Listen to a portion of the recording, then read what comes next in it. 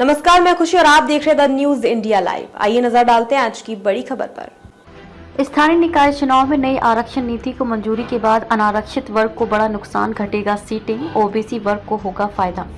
स्थानीय निकायों के चुनाव के लिए नई आरक्षण नीति की मंजूरी के बाद हलचल तेज हो गई है, जिसकी वजह यह है कि निकायों का कार्यकाल खत्म हो रहा है।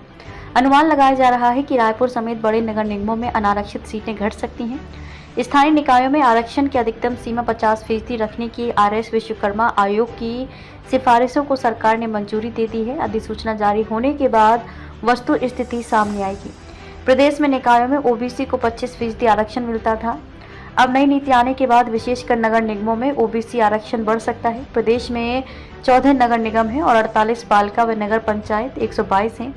एक जानकार के मुताबिक रायपुर नगर निगम में SC ST और ओबीसी मिलाकर 43% आरक्षण है। ऐसी स्थिति में ओबीसी के लिए 7% आरक्षण बढ़ सकता है। इससे 3 से 4 सीटें जो कि अनारक्षित हैं वो ओबीसी के लिए आरक्षित हो जाएंगी। कुल मिलाकर अनारक्षित सीटों की संख्या घट सकती है। दूसरी तरफ दुर्ग नगर निगम में भी तकरीबन ऐसी स्थिति है, यहाँ ओबीसी आरक्षण बढ़ सकता है। अनारक्षित करीब 6 से 7 सीट ओबीसी के लिए आरक्षित हो सकती हैं। न सिर्फ रायपुर दुर्ग बल्कि भिलाई नगर निगम, राजनांदगांव और बिलासपुर में भी तकरीबन ऐसी स्थिति है। इन निगमों में भी ओबीसी के लिए आरक्षित सीटों में बढ़ोतरी होगी। बाकी नगर निगमों में भी ओबीसी के लिए भी सीटें थोड़ी बहुत बढ़ सकती हैं।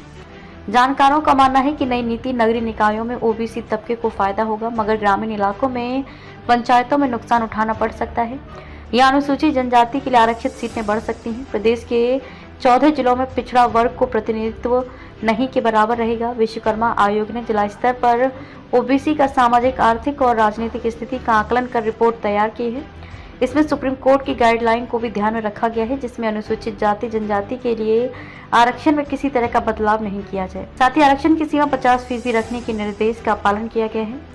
बावजूद इसके आरक्षण को लेकर विवाद बढ़ सकता है। फिलहाल अधिसूचना जारी होने का इंतजार किया जा रहा है।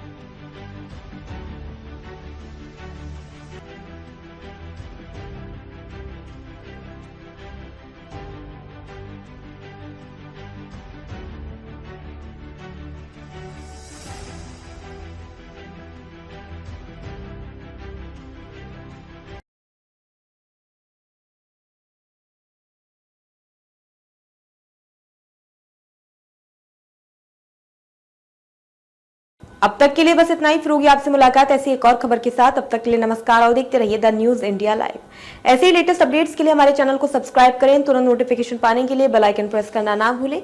यदि आप हमें फेसबुक या इंस्टाग्राम के माध्यम से देख रहे हैं तो हमारे पेज को फॉलो जरूर करें। धन्यवाद।